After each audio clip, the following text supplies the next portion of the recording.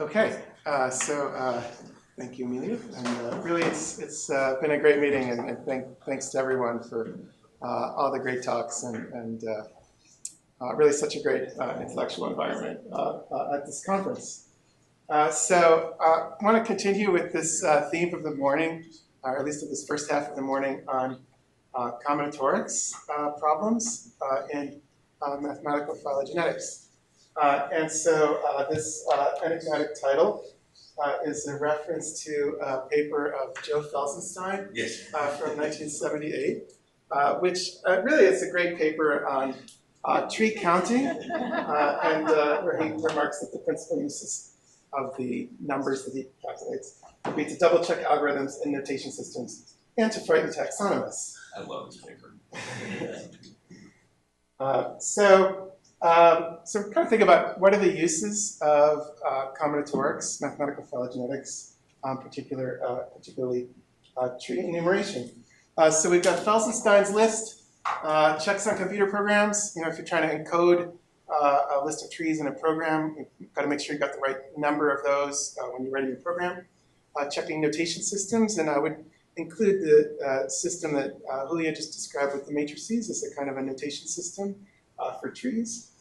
There's this nice phrase in the paper, mathematicians' diversion, and of course, frightening taxonomists.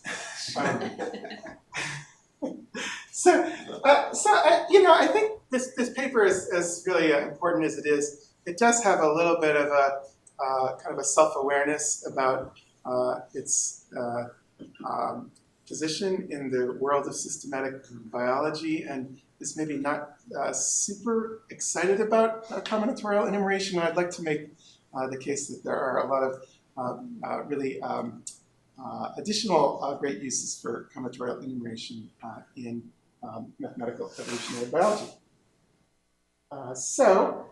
Going back just to the beginning of enumerative combinatorics of trees, it really starts as a mathematical subject without much thinking in biology, or really any, and this is one of the early papers from the 1800s.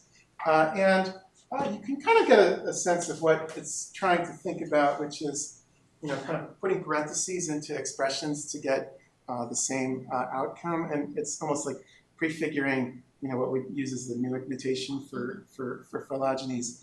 And a lot of the kind of early tree thinking is about trees of notation for order of operations. So this is Schroeder, 1970.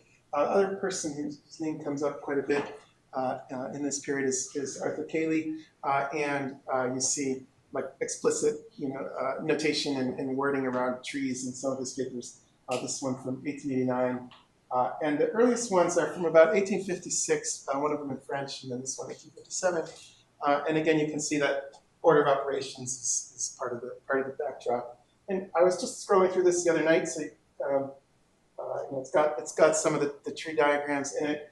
You get to the end of the paper, and kind of the top of the page, Professor Sedgwick's remarks on the President's Address, Geological Society of London. That's of course Adam Sedgwick, the geology teacher of Charles Darwin, and that kind of important figure in his intellectual backdrop. So that's an exciting missed moment of kind of connection between evolutionary biology and mathematics, and kind of feeds into this quote that one can find in Darwin's autobiography that many of you probably know. I attempted mathematics during the summer of 1828 with a private tutor, a very dull man, to Barnum, for the education committee, but I got on very slowly. The work was repugnant to me, and after years I think I regretted that not proceed far enough at least to understand some of the great leading principles of mathematics. So I gave this quote to my daughter. She likes to draw, and kind of we can draw a picture of this story represented here. And so here's what she came up with.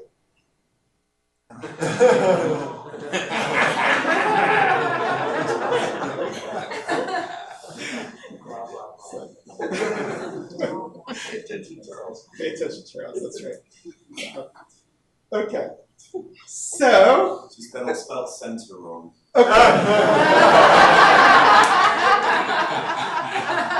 Sorry.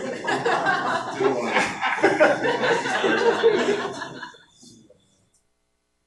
Okay, so when do we finally get the beginning of the joint interaction between combinatorial enumeration and evolutionary biology? And kind of think about this Yule 1925 paper that we've been talking about a fair bit as being the beginning of tree thinking in a mathematical sense in evolutionary problems. And this is the beginning of the pure birth process where Yule is kind of imagining trees that evolve in such a way where a lineage splits, and each lineage is equally likely to be the next to split. And that's, of course, the assumption that shows up in the coalescent and birth and death process and lots of other modeling assumptions in phylogenetics. And in our symposium a couple weeks ago, Amari Lambert made the interesting comment that actually Yule isn't really thinking about trees in this paper. It does induce a sense of tree thinking, but Yule's perspective on species evolving within genera isn't explicitly about trees. It just sort of implies it. So one really has to look forward into the 1960s to papers like this one from Edwards and Cavalli-Sforza, where there's kind of enumerations of classes of trees with the explicit intent of using those classes of trees for inference problems in phylogenetics, and just for thinking through what are the possible shapes the trees could have when trying to infer biological relationships. And by the time of Edwards and Cavalli-Sforza doing this type of work, we've already reached a period where mathematicians can write in papers about trees. Our object is to augment the already rich literature on the enumeration of trees by the addition of several previously uncounted species.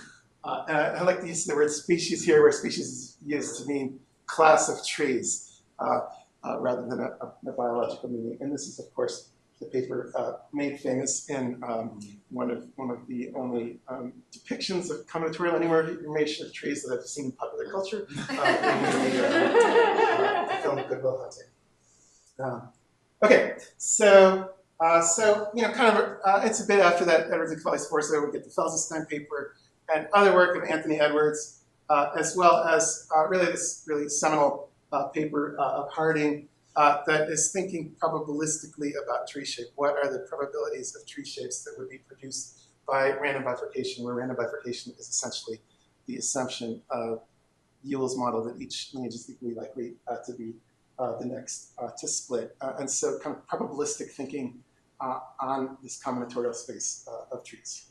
And so we're going to have a lot more to say about this just in that special issue that'll be upcoming, and Carolyn and Julia are both writing papers for that special issue co-edited by Tanner Stadler and Mike Steele. Okay, so with that long introduction, I want to spend the time talking about one particular class of combinatorial enumerations, which is that of the labeled histories. So labeled history is a sequence of coalescence events. So for a labeled tree, it's the sequence of events that have given rise to that tree. And so if we think about what Julio was describing, ranked tree shapes, this is the ranked tree shapes together with the labels for the lineages, both on the leaves as well as the order in which those branching events occur. So we look at this label topology with 4 species. You can see that the shape is the same, but what's different is which pair of lineages branches first, whether it's C and D branching first or A and B branching first. And the key importance of label histories is that randomly joining pairs of lineages leads to a uniform distribution over the set of label histories. And that comes from the Edwards paper from 1970, the number of label histories that are possible for a set of lineages. You take n choose 2 times n minus 1 choose 2 times n minus 2 choose 2, and so on, like which pair of lineages coalesces. So there's 18 for 4 lineages. Yeah. Mm-hmm. So those have the same labeled topology but different labeled histories? That's right. Yeah. So I guess this concept of labeled histories, it's shown up in a variety of probabilistic problems for my lab over a long period of time. So just a couple of examples. So in work with James Degnan, we were thinking about gene trees and species trees and probabilities of particular gene tree topologies conditional on the species tree. And kind of a key insight in that work is that if the branch lengths of the species tree are small, then gene lineages coalescing above the root of the species tree are more likely to produce shapes that have a lot of labeled histories. So in particular, in this example with 4 species, symmetric labeled topologies have 2 labeled histories, and the asymmetric labeled topologies have only 1 labeled history. So we can end up with the situation where the most likely labeled topology differs from that of the species tree. So the most likely topology for gene tree can differ from that of the species tree. And just kind of stepping back, one step here, the probability that a given labeled tree topology is produced by randomly joining pairs of lineages, it's proportional to its number of labeled histories. So when trying to think about probabilistic models for tree shapes, it's important to count labeled histories for different labeled topologies. And this is important both in kind of Yule type thinking for phylogenies, trees of species, as well as for coalescent models of lineages. And these are just the most probable shapes, the shapes with the largest numbers of labeled histories for a labeled topology with 4, 5, and 6. So two labeled histories here, 3 labeled histories here, and then 8 labeled histories over on the right. And again, this comes from that paper paradigm that I mentioned from 1971. Okay, so another area of use of labeled histories. This is a lot of work from Rohan, who's here, on probability that sets of lineages are monophyletic. So, kind of a computation that comes up a lot in species delimitation, kind of thinking about speciation, recently diverged species. What's the probability that the lineages in a species have a monophyletic genealogy? And so from one of Rohan's papers over here, we have sort of 2 different sets of lineages just labeled in different colors and asking probability, asking a question about the probability if lineages are evolving on some kind of a species divergence model, the probability that a set of desired lineages has a monophyletic gene tree. So you can read about that in three papers or talk to Rohan. And just one empirical example from this line of work was about testing the extent to which shapes of gene trees in maize and teosinte align with the predictions of a population divergence model that was in a paper of Jeff Rasabara's group, where there's a model posed for what the divergence looks like for improved land races in maize, and then 2 different species in teosinte. And kind of this takes a little bit of parsing, but what you can kind of see is that there's a theoretical prediction that's represented by a triangle, and then there's an observation that is a fraction of genes in the maize and teosinte genomes that have a particular monophyly pattern, and there's an agreement between the theoretical and observed values. Okay, so those are 2 kind of older lines of work. So a lot of people here have kind of pandemics come up a number of times and kind of pandemic-related projects. I'd like to describe a project that I would maybe call more like a pandemic-inspired project, in the sense of it's not work that was about the pandemic or anyway at all helpful with the pandemic, but was inspired by something that happened during the pandemic, which is, of course, this event. For those of you not in the U.S., right? So this is a college basketball is a sport in the United States, and there's the annual men's and women's tournaments with large numbers of colleges playing in a single elimination format, where each game the loser is knocked out. And so there was this interesting news story about how in 2020 they announced that in the 2021 year, an event that is typically spread across the United States is going to be held all in one city. So Indianapolis for the men, San Antonio for the women. And so, of course, the first question that comes to mind is, how many game sequences exist for a single elimination tournament if all the games must be played sequentially in one arena?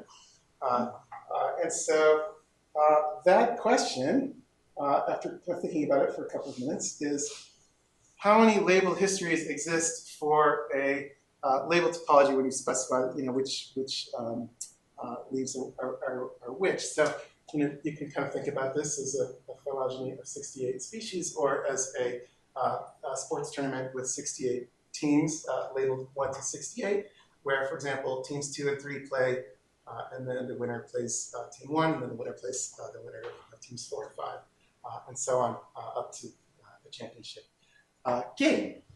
So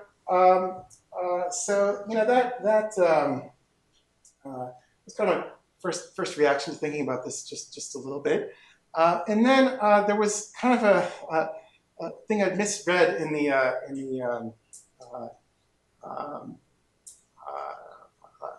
news stories. That they were all going to be played kind of in Indiana area, but it wasn't all going to be in one arena. It was going to be multiple arenas, but all in the same location.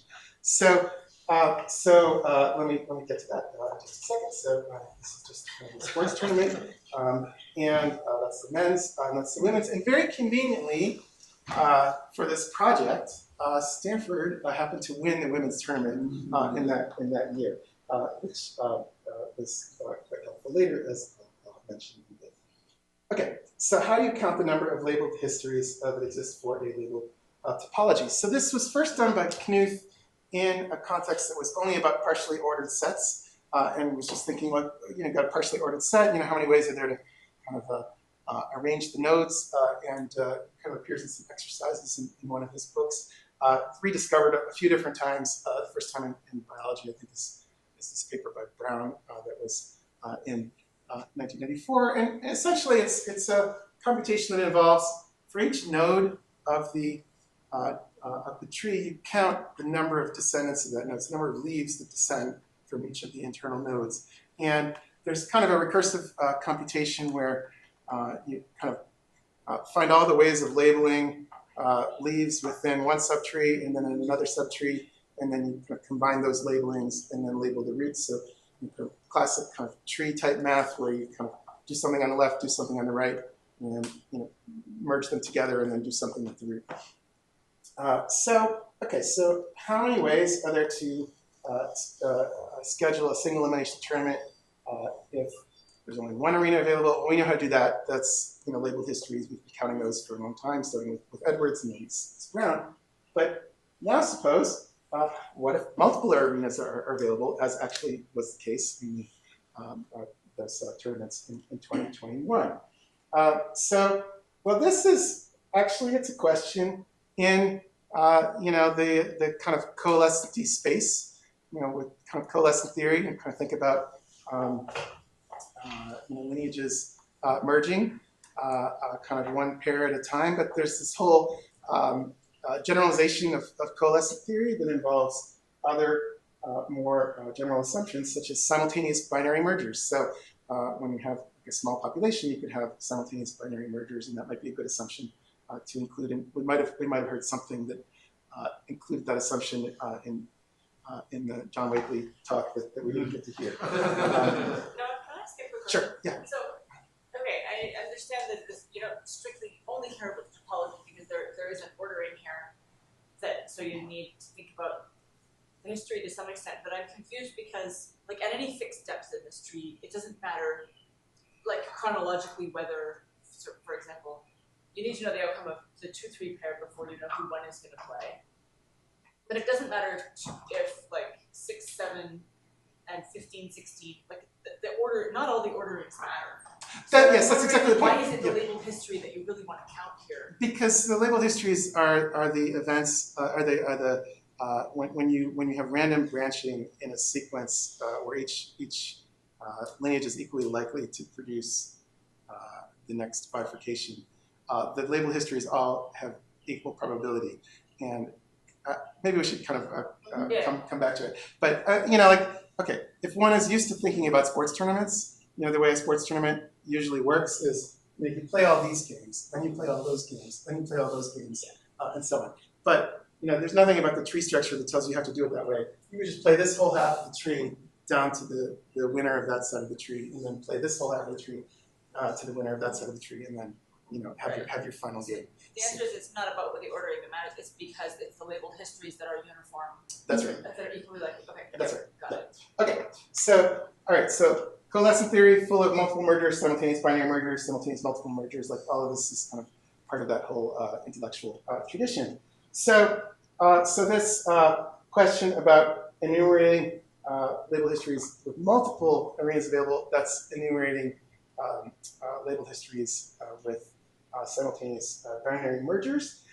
And here's just a flavor of what that enumeration looks like for small trees. So you can kind of look at the bottom row here. So here's the shape of it, say the shape of a tournament or the shape of a tree with 6 tips. And there's 6 ways to label or to order the internal nodes if there's no simultaneity. So if we have to kind of put those nodes at different levels in time. There's 6 ways if there's going to be one pair of simultaneous pair, and that would be like one pair on the left is at the same time as one pair on the right. And then there's only one way to do it where we have either in this case it's 2 pairs, two simultaneous pairs, right? So these 2 cherry nodes would have the same time, and then the 2 nodes that represent 3 descendants would also have the same time. So that would be only 3 separate time periods when you could watch a game on TV, right? There's only three nodes that have distinct time points. And so the enumeration proceeds by a recursion that generalizes that recursion that was originally solved by Knuth and then by Brown. And the key way to look at this is sort of a lot of technical notation, but there's something with the letter L and something with the letter R, and whenever that happens in trees, it means you've got a left side of a tree and a right side of a tree. So you do something on the left side of the tree, something on the right side of the tree, and then there's like another term which is what's merging those 2 parts of the tree together, and that's a trinomial coefficient. And the trinomial coefficient comes from 3 possibilities. Either the thing on the left side comes first, the thing on the right side comes first, or the things on the left side are happening at the same time. So I guess we ran this computation and kind of solved this enumeration problem. Did it for all the small trees, and because Stanford had won the basketball tournament, we were able to get a rare math story into the university news, and. Kind of said the canonical scheduling choice is chosen from a quite remarkably high number of possibilities, and was able to kind of get them to put these numbers onto the paper. And I have to say, there is an element of frightening taxonomists in having done this. Okay, so that's labeled histories with simultaneous mergers, and so. Of course, mathematical models in biology, what do we want to do next? We want to generalize, right? We can argue about that point.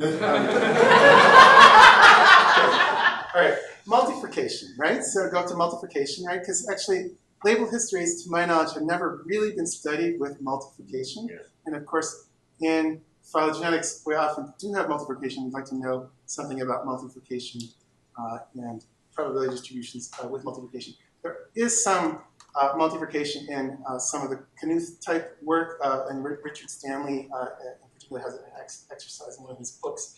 But we can then try to solve these problems by enumerating label histories with multiplication.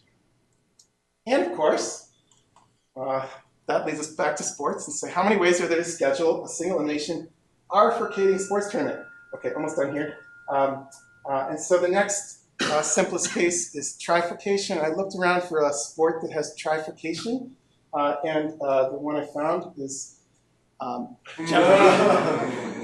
right. So game show, organizing a sports tournament game show tournament with trifurcation.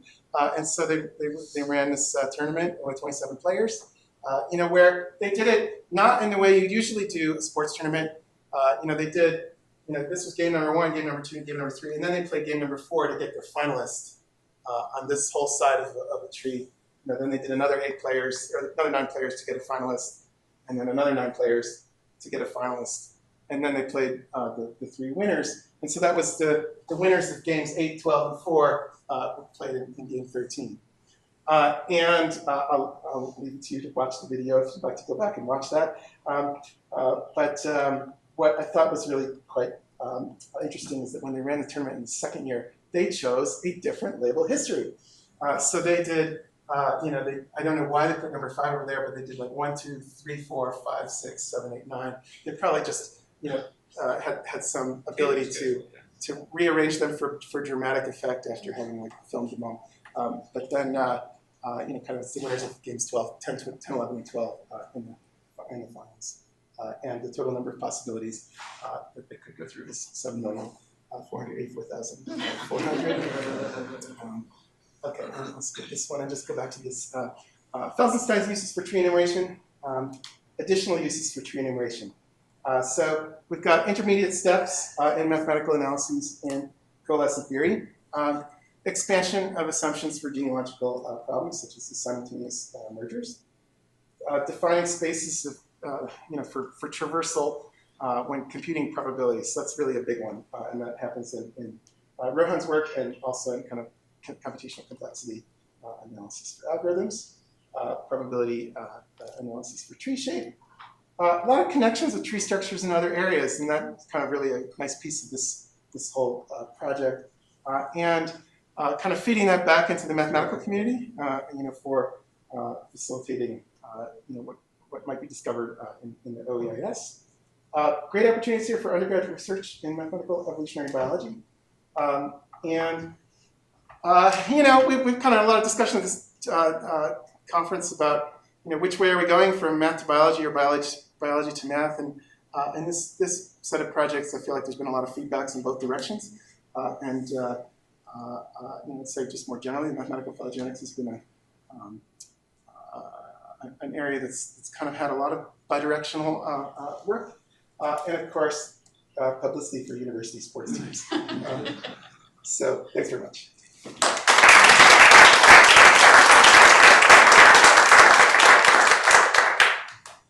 One question.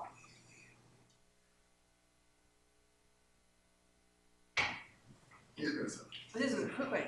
In the very historical tree mathematical literature, were those all static? Was that always static, or was there a dynamic element of the development of trees? They were. I don't think there was any dynamical sense. Really It was, cool. yeah, and I've actually had this happen in reviews. It's kind of like, I think when we look at a tree, we immediately see a time dimension on the tree, and sometimes, say some of the combinatorial branches of math, that there isn't a natural sense of looking at a tree and seeing it as having evolved in time. It's simply a graph of a set of objects. So, one of the ways that there might be some ways to connect that.